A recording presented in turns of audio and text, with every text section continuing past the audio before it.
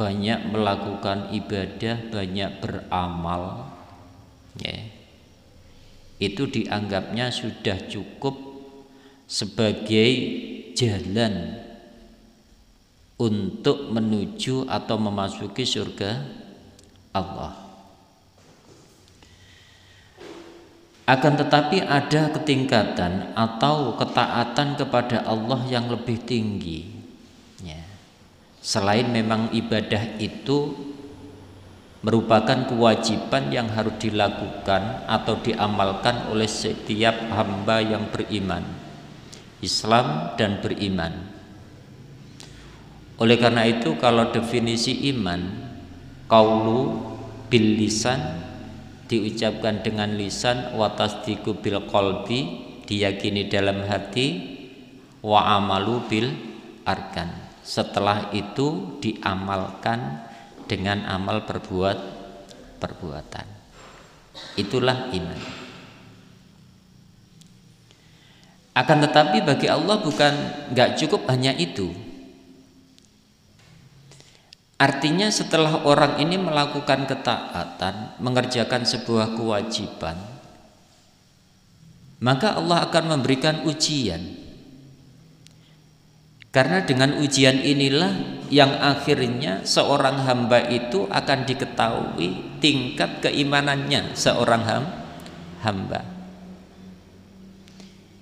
Ibaratnya kalau anak sekolah itu mau naik kelas.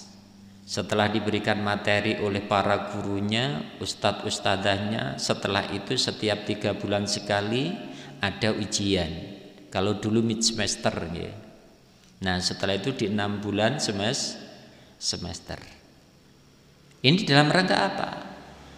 Untuk memberikan penilaian, untuk mengetahui siapa di antara mereka itu yang memang di dalam pelajarannya itu, di dalam otaknya itu nyantol, ya, itu kalau sekolah, ya.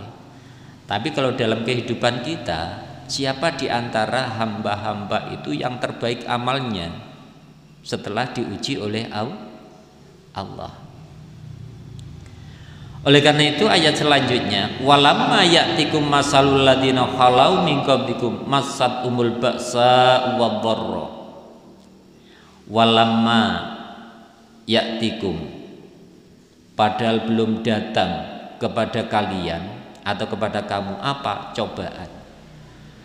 Masalun, sebagaimana halnya, ya, alladzina orang-orang khalau terdahulu, min qablikum dari sebelum kamu. Apa matsathum? Mereka ditimpa al-ba'sa, malat petaka, wadh-dharra, kesengsaraan. Ya. Oleh karena itu jangan berkata kamu akan masuk surga dulu, meskipun sudah melakukan ketaatan ini dan itu, sebelum Allah mendatangkan sebuah ujian sebagaimana yang diujikan oleh Allah kepada orang-orang sebelum kita. Mungkin kalau kita berarti pada zamannya Nabi, pada zamannya para sahabat. Itu penuh dengan apa? Ujian. Ya. Kalau di sini dimaknai berupa berbagai macam penyakit, kesengsaraan, musibah dan malapetaka. Nah, ini kalau menurut Ibnu Mas'ud, Ibnu Abbas, ya, bahwa al-ba'sa itu artinya kemiskinan. Al-ba'sa itu diuji oleh Allah, yaitu sebuah kemiskinan.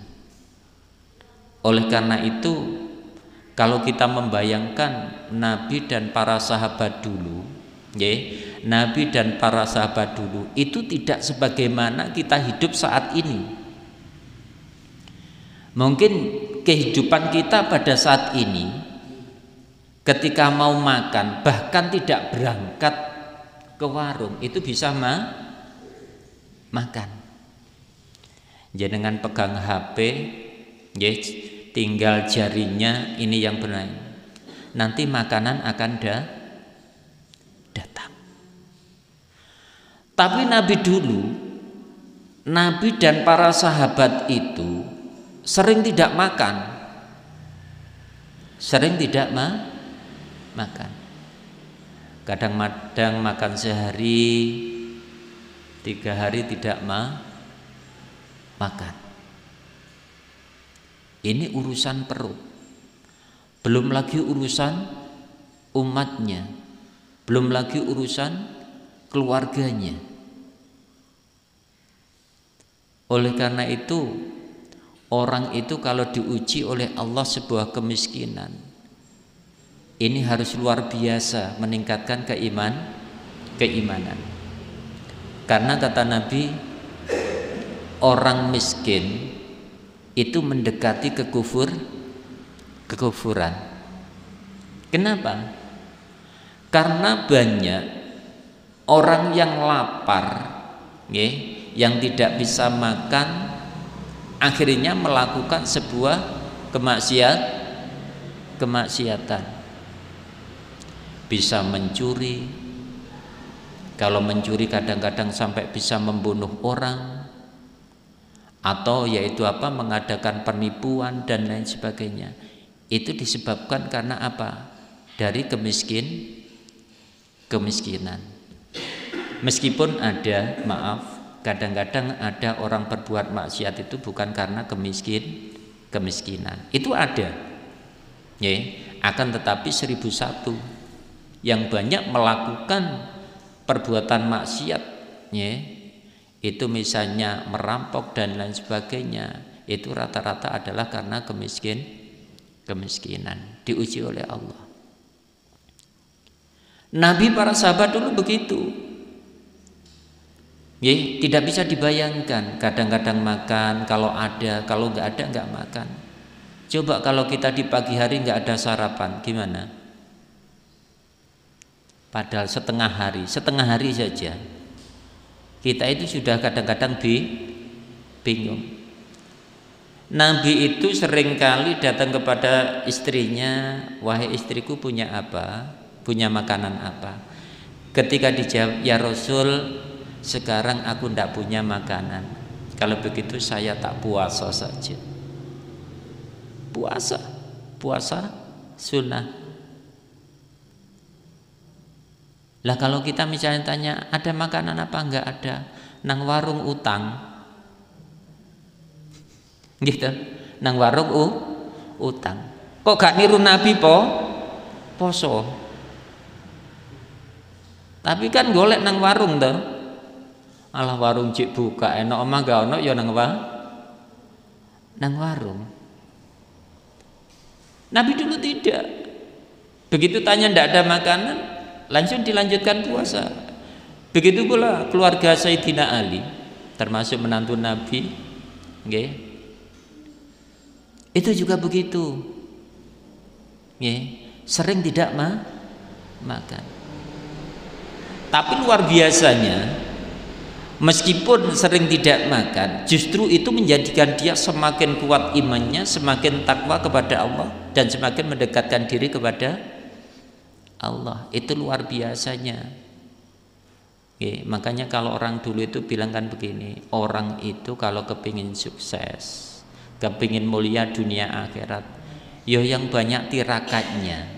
Tirakat niku napa maksudnya? Ya banyak puasa. Lah orang sekarang itu yang dibangunkan bukan puasa, yang dibangun adalah makannya. Pagi sarapan, biasanya enggak sarapan nasi dulu, kadang-kadang ketan, nanti agak siang jam 8 makan nasi, nanti jam 10 mie ayam, jam 12 seblak, sehari makan. Makanya orang sekarang itu banyak terkena penyakit. Kalau enggak kepingin terkena penyakit, makan itu sekedarnya saja. Pagi makan ya sudah, nanti misalnya duhur baru makan, atau nanti mau asar. Enggak perlu terlalu banyak makan itu. Yang penting badan ini sudah dipenuhi, sudah ada tenaga, sudah cukup, sehingga kita itu akan terhindar dari penyakit. Semakin banyak makanan yang dimasukkan, maka semakin banyak penyakit yang masukkan. Itu nggih. Jadi orang dulu diuji oleh Allah bil ba'sa, yaitu dengan kemiskinan, tapi luar biasa imannya, kuat. Ya. Oleh karena itu barangkali kita diuji oleh Allah, mungkin kadang-kadang tidak kemiskinan, hanya kadang-kadang rezeki kita itu di hari berikutnya kadang-kadang terkurangi sedikit saja. Itu kadang-kadang kita sudah bingung, sudah kadang-kadang berprasangka kepada Allah yang bukan suudzon kepada Allah. Kadang-kadang sampai beginilah, iya, saya ini sudah sholat 5 waktu, sudah sholat tahajud, ya sedekah, ya infak, kok ya tetap ngene ya ini. Ya, itu namanya orang yang terburu-buru. Oleh karena itu disitulah kenapa Allah itu memberikan ujian. Sampai di mana sih keikhlasan dan kesabaran di dalam menghadapi ujian kepada Allah. Nah, orang itu seringkali kan begitu, rumangsa wis salate sregep, tahajude sregep, ndongane sregep, sedekah sregep, kudune sesuai dengan janji Allah akan dilimpahkan seluruh nikmat rahmatnya kepadanya. Ternyata Allah belum sampai di situ, belum memberikan, sehingga kadang-kadang orang itu berprasangka kepada Allah. Hati-hati ya. Oleh karena itu dikala kita sudah melakukan sebuah ketaatan yang luar biasa, ya, kok Allah belum memberikan sesuai dengan janjinya, artinya perlu kita koreksi kembali, ya, tentang amalan kita. Jangan menyalahkan Allah tentang amalan kita. Kalau sudah dikoreksi sudah betul, nah kok masih juga begitu, berarti kita harus paham inilah ujian Allah yang harus kita ini bersikap sabar. Sampai kapan? Sampai Allah itu benar-benar artinya semuanya akan diberikan sesuai dengan janjinya. Itu nggih. Oleh karena itu kalau Allah sedikit memberikan rezeki kita, kekurangan rezeki kita, nah itu sikap kita harus senantiasa artinya bersabar. Sebagaimana di dalam hadis qudsi itu ya, kata Allah, aku itu heran dengan orang-orang yang beriman, ya, ketika mendapatkan nikmat dari Allah maka dia bersyukur kepada Allah luar biasa. Tapi ketika diuji oleh Allah, dia itu bersabar, sungguh bersabar, sehingga kebaikan keduanya, dikala mendapatkan nikmat itu kebaikan, dikala mendapatkan ujian itu kebaikan, semuanya kebaikan. Pas mendapatkan rezeki bersyukur, begitu Allah memberikan ujian dia tetap bersabar, yakin bahwa Allah ini memang memberikan ujian sampai benar-benar lulus dari ujian Allah. Sedangkan ad-dharra itu adalah menurut Ibnu Abbas, Ibnu Mas'ud itu adalah penyakit. Perlu diketahui Bapak Ibu, orang itu kalau laparnya luar biasa, itu biasanya lambat laun itu akan timbul sebuah penyakit. Biasanya kalau sering tidak makan, itu kadang-kadang terjadi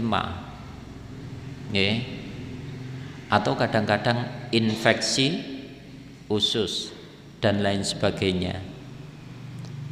Oleh karena itu, tapi lain dengan puasa loh Bapak Ibu. Kalau orang begitu tidak ada makanan terus langsung puasa, itu sehat, sama-sama nggak makan. Tapi kalau tidak puasa itu kan kadang makan seadanya, apapun akan dimakan karena tidak puasa. Itu sering terjadi sakit. Ya. Oleh karena itu kalau pada zaman Rasulullah itu sakit yang paling artinya banget itu biasanya sakit panas. Rasulullah tidak pernah sakit apa-apa, hanya ketika mau meninggal itu sakit panas, panasnya luar biasa, panas banget. Cara napa nggih? Air niku disentuhaken ngeten iki langsung kering. Saking panasnya. Itu nggih. Enggak ada sakit yang kayak sekarang. Nggih. Sekarang kelebihan gula. Gitu. Yang akhirnya asam lambung. Terus gagal ginjal. Terus sesak. Itu awal-awalnya kan dari beriku. Kebanyakan gula. Tapi pada zaman Nabi, pada zaman sahabat, meskipun diuji dengan sakit apapun, itu semakin bersabar. Karena dia yakin dengan sakit inilah Allah akan mengampuni seluruh dosa-dosanya. Kalau menurut Nabi, insya Allah jadi orang yang sabar ketika sakit semalam saja, semalam bisa mampu bersabar, maka seluruh dosanya akan dihapus oleh Allah. Itu kalau semalam. Belum lagi kalau misalnya sampai akhir sakitnya dia mampu bersabar. Dalam arti bersabar itu begini Bapak Ibu, ketika sakit dia yakin Allah yang memberikan sakit, Allah yang akan memberikan kesembuhan. Yang kedua, dia menjauhi yaitu perasaan menyalahkan diri, atau orang Jawa bilang itu gampang ngresula. Napa ngresula niku?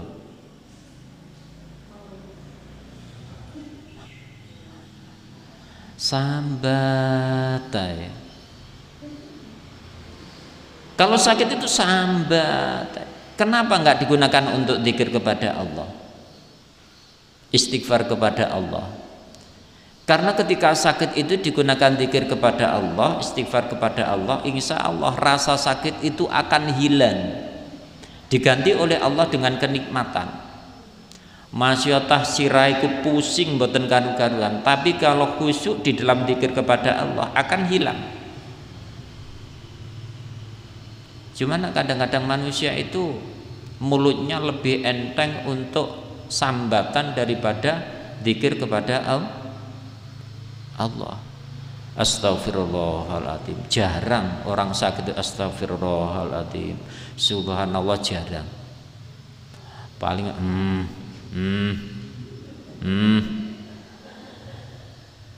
lek gak ngono, lek duwe cik ndembok niku mbok sing diculiki mboke. Lah napa kok mboten diceluk, sing diceluk niku Gusti Allah. Kalau di dalam surat Al-Baqarah kan begitu nggih.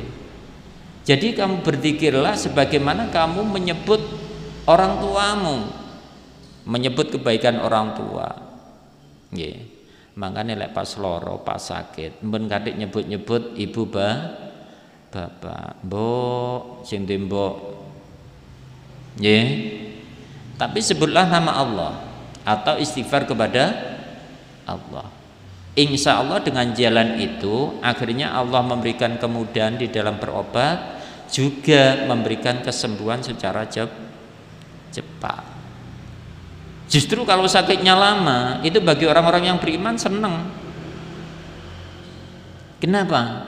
Itu penebus dosa. Semakin lama sakit, kalau kita mampu bersabar, ikhlas menerima, lapang dada, lapang hati, itu insya Allah dosa-dosanya setiap hari itu akan rontok. Itu disebabkan karena kesabarannya. Itu nggih. Oleh karena itu semuanya ini tidak bisa Bapak Ibu kecuali kita ini berlatih.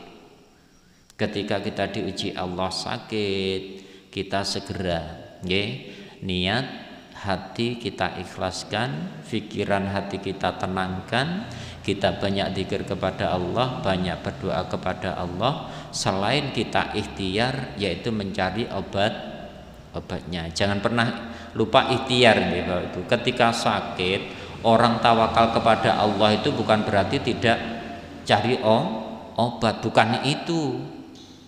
Tapi tetap mencari obat, tapi setelah berobat dipasrahkan semuanya kepada Allah.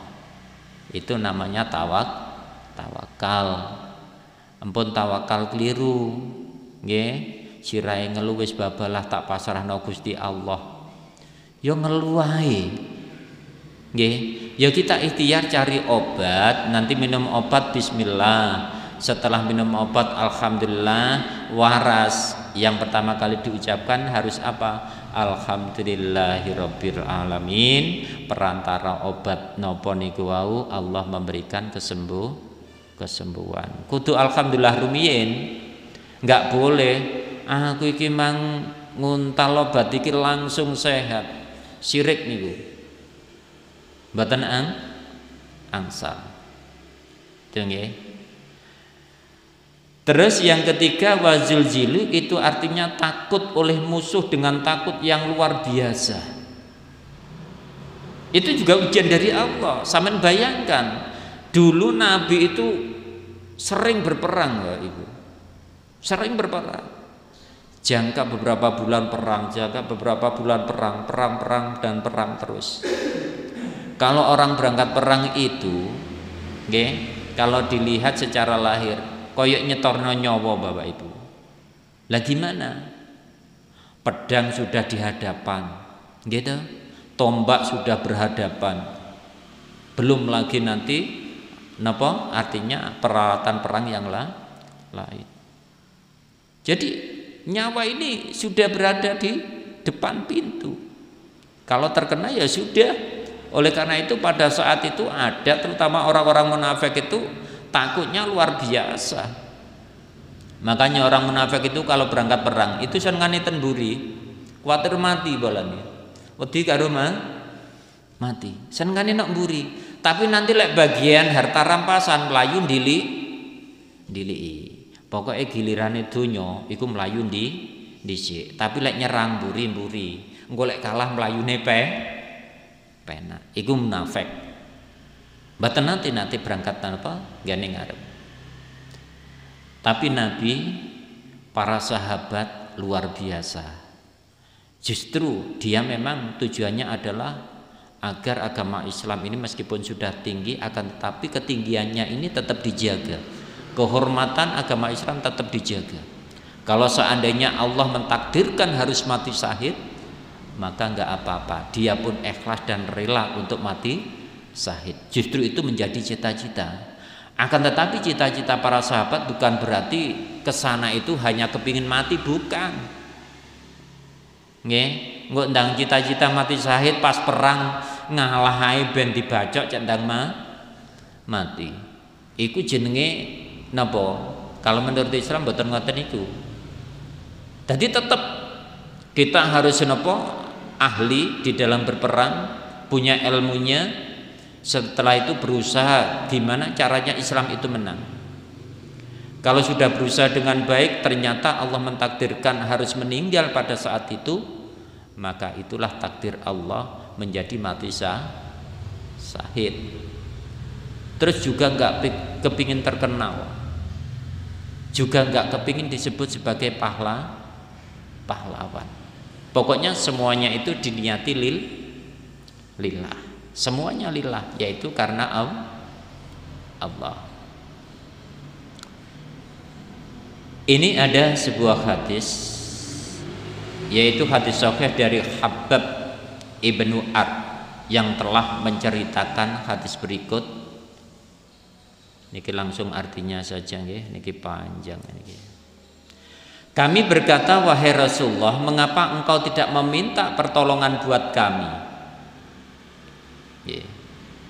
Mengapa engkau tidak berdoa kepada Allah untuk kami? Maka Rasulullah bersabda, sesungguhnya orang sebelum kalian ada orang yang dari mereka yang diletakkan pada ubun-ubunnya sebuah gergaji, lalu ia dibelah dengan gergaji itu sampai kepada kedua telapak kakinya. Tetapi hal itu tidak memalingkan dari agamanya, maksudnya dari agama Islam. Pada saat itu kan begini, ini terutama pada saat itu di perang Ahzab. Perang Ahzab itu adalah perang yang terjadi pada saat itu di Madinah, atau disebut juga perang Khandaq. Kalau Ahzab itu adalah artinya sekutu, karena nanti orang Yahudi bersama kafir Quraisy sekutu bekerja sama untuk melampiaskan dendamnya. Bagaimana caranya Nabi dan para sahabat terutama agama Islam itu padam Ahzab. Sehingga di situ ada istilah perang Khandaq. Khandaq itu artinya parit. Artinya apa? Parit. Parit niku napa nggih? Got, lek sampean ngarani got. Nggih. Nah, pada saat itu Rasulullah mendengar ada sebuah berita bahwa nggih, ini perang Ahzab niki dipicu oleh orang Yahudi Bani Nadir yang pada saat itu dendam. Nggih, artinya terhadap Nabi. Akhirnya apa? Ada 20 pimpinan orang Yahudi mendatangi, yaitu orang-orang kafir Quraisy, mengatakan, agamamu itu lebih baik daripada agama Muhammad. Kenapa kamu tidak memerangi? Nah, wis sudah di dalam hati itu ada benci yang luar biasa. Setelah itu disulut oleh orang-orang Yahudi. Akhirnya dia pun menanggapi semuanya itu. Akhirnya bersatu. Nah, Nabi dan para sahabat mendengar semuanya itu. Akhirnya berundinglah para sahabat berunding. Akhirnya apa? Ada sebuah kesepakatan menerima usulan dari sahabat Salman Al-Faris. Kalau kita kepingin menang, karena ini adalah gabungan dari beberapa tentara, pada saat itu kurang lebih 10.000 tentara, orang Yahudi, orang kafir Quraisy, ada 10.000. Akhirnya gimana usulannya Salman Al-Faris? Kita harus membuat khandaq atau parit untuk melindungi dari serangan orang tersebut. Akhirnya pada saat itu disepakati semuanya, sampai Nabi sendiri itu turun tangan ikut menggali parit. Pada saat itu parit yang digali itu panjangnya kurang lebih 5,5 kilometer. Tadi 5 kilo nggih. Mriki tentu di 5 kilo nih. Tenggene kula mbeka nggih, kurang niku paling. 5 kilo setengah. Pokoknya 5.000, hampir 5.600. Itu panjangnya. Kedalamannya kurang lebih sekitar 2,3,4 meter. Sak menten nggih berarti. Lebarnya ini kurang lebih 4,5 meter lah. 4 meter, 3,5 meter, 5 kilo punjul. Itu sampai Nabi turun tangan, sampai pada saat itu. Oleh karena itu ini hubungannya, pada saat itu tidak ada makanan sama sekali, tidak ada makanan sama sekali. Menggali parit itu 3 hari tidak makan. Nabi, para sahabat, insya Allah pada saat itu jumlahnya itu 1.000, tidak makan sama sekali. San bayangno macul telung dino gak maem. Cara awake dhewe paling ya wis gletak ngeten nggih. Itu kalau bukan karena imannya yang luar biasa, sudah enggak kuat. Apalagi pada saat itu ada tanah itu yang sangat keras. Para sahabat tidak mampu untuk nopo macul niku, tidak mampu, enggak kuat. Akhirnya itu dipanggilkan Rasulullah. Ya Rasulullah, ini ada tanah yang luar biasa kuatnya, nggak bisa dipacul. Itu Nabi dengan baca bismillah, bismillahirrahmanirrahim, dipukul oleh Nabi itu hancur sampai 3 kali. Itu Nabi. Nah, pada suatu saat ada sahabat dari Madinah yang bernama Ja'far itu memasak daging yang sedikit, makanan pada saat itu cuma sedikit, mungkin hanya beberapa orang saja. Pada jumlahnya para sahabat pada saat itu kurang lebih 1000. Akhirnya diundanglah Nabi, maksudnya itu diam-diam karpe Nabi cek mangan piyambak wong panganane mek didik. Lah oleh Nabi nggak bisa, Nabi itu mangan dengan sendirinya terus sahabat kelaparan. Akhirnya diundanglah oleh Nabi semuanya, ayo makan semuanya. Lah sahabat Ja'far khawatir, ya ndak cukup, wong makanan itu paling ya 1 ember lah. Nah itu mukjizat dari Allah Bapak Ibu. Begitu dimakan 1000 orang, makanan itu masih tersisa, tepungnya masih tersisa, dagingnya masih tersisa, bisa dibagikan dengan yang lain. Itu diantara kejadian yaitu pada perang Ahzab, dan itu terjadi yaitu pada tahun 5 Hijriah di bulan Syawal. Luar biasa. Dan pada saat itu keadaan orang Muslim itu benar-benar memprihatinkan. Secara fisik lemah, secara politik lemah, materi ekonomi juga lemah. Kenapa? Pada saat itu tidak lama setelah kalah di perang Uhud. Di perang Uhud kalah. Setelah itu, maunya orang Yahudi, orang kafir Quraisy untuk menyerbu karena pada saat itu tidak punya kekuatan. Tidak punya kekuatan. Tapi alhamdulillah dengan usulan itu tentunya petunjuk Allah. Akhirnya parit itu terlaksana Bapak Ibu. Nah, karena terlaksana pada saat itu semua orang Yahudi yang ada di luar, orang kafir Quraisy itu membuat kemah di luar parit itu untuk menyerang kota Madinah. Begitu menyerang kan tidak bisa, kuda pun tidak bisa. Akhirnya dihujani oleh orang-orang Islam dengan anak panah itu, sekaligus mendapatkan pertolongan dari Allah. Pada saat itu adalah Allah mendatangkan badai diikuti dengan debu. Pada saat itu luar biasa. Jadi dengan adanya itu akhirnya nggak kelihatan. Lah umat Islam dengan mudah untuk artinya anak panah ini sampai kepada orang-orang kafir.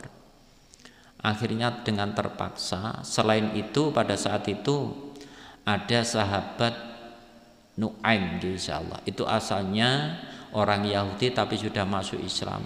Itu disuruh untuk masuk kepada orang-orang Yahudi, disuruh memecah belah agar tidak punya kekuatan. Ternyata berhasil. Karena kan dia banyak teman di orang-orang Yahudi. Begitu Nu'aim datang ke sana, dengan yaitu politik yang luar biasa, akhirnya terpecah belahlah kekuatan itu.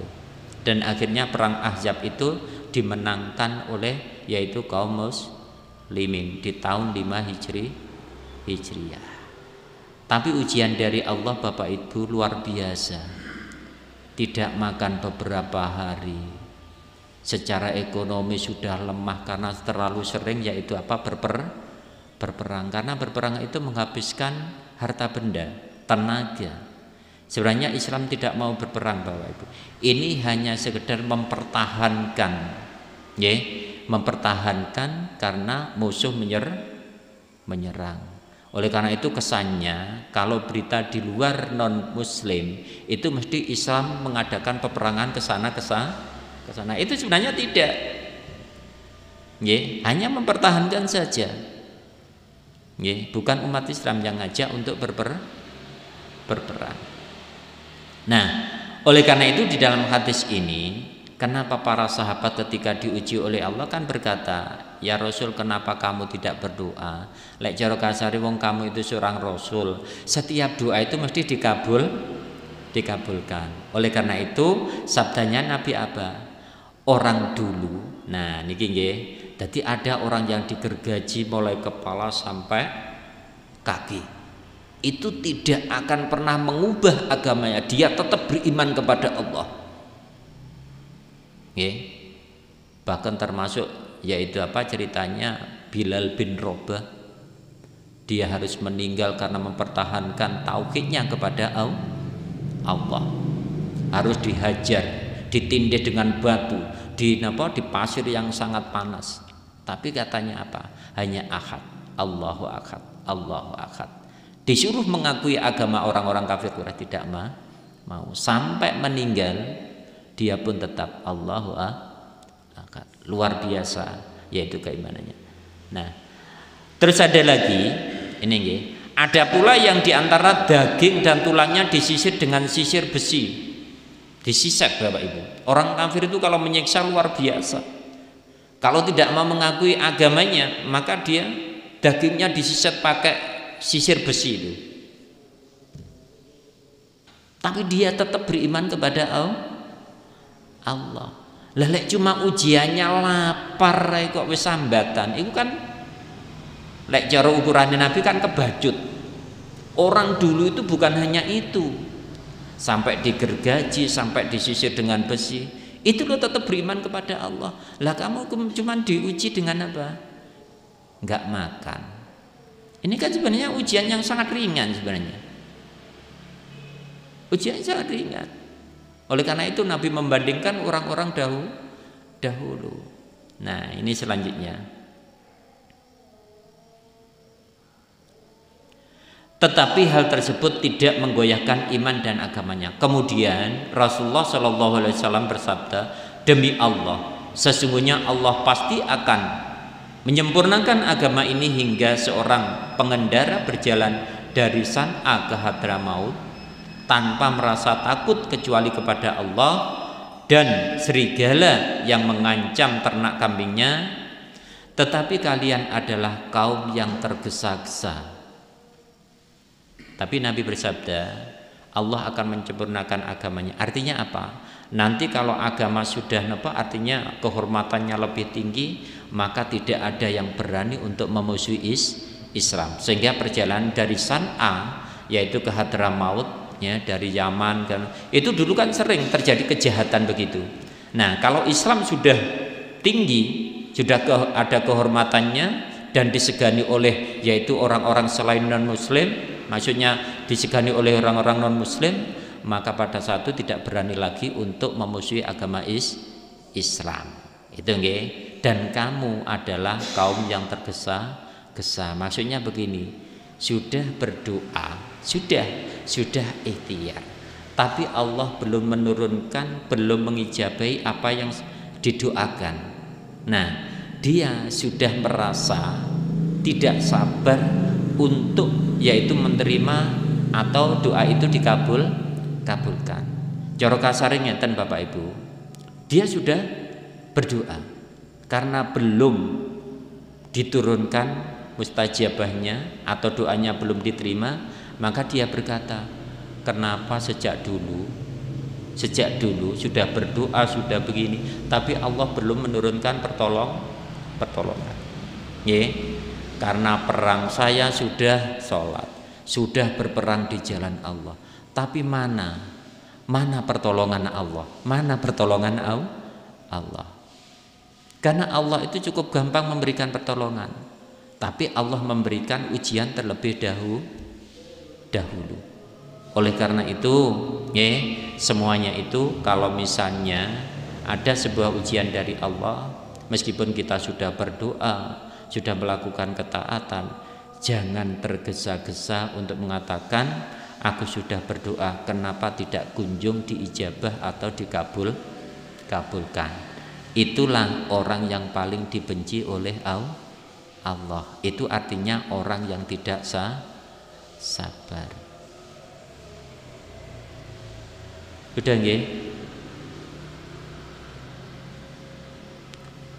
Ini ada di dalam ayat ini nggih. Ini di dalam surat Al-Ankabut ini nggih. Alif Lam Mim, apakah manusia mengira bahwa mereka dibiarkan saja mengatakan kami telah beriman, sedangkan mereka tidak diuji lagi? Dan sesungguhnya kami telah menguji orang-orang sebelum mereka, maka sesungguhnya Allah mengetahui orang-orang yang benar dan sungguh-sungguh. Dia mengetahui orang-orang yang dusta. Disinilah kenapa Allah memberikan ujian, meskipun sudah melakukan beberapa ibadah tapi tetap diuji untuk mengetahui siapa orang yang sungguh beriman kepada Allah, siapa yang pendusta. Nah, kalau sudah demikian maka diketahuilah inilah orang yang beriman dengan sungguh dan ini bukan orang yang beriman. Siapa yang pantas untuk memasuki surga Allah? Tentunya orang yang ketika beriman kepada Allah diuji oleh Allah dengan sungguh-sungguh, dia tetap beriman dan tidak pernah meninggalkan agama Allah. Itulah orang yang layak nanti akan memasuki yaitu surga Allah. Saya kira cukup itu nggih yang bisa saya sampaikan. Semoga ada manfaatnya dan barokah fid dunya wal akhirah. Marilah kita akhiri dengan bacaan alhamdulillah bersama. Alhamdulillahirabbil alamin. Wassalamualaikum warahmatullahi wabarakatuh.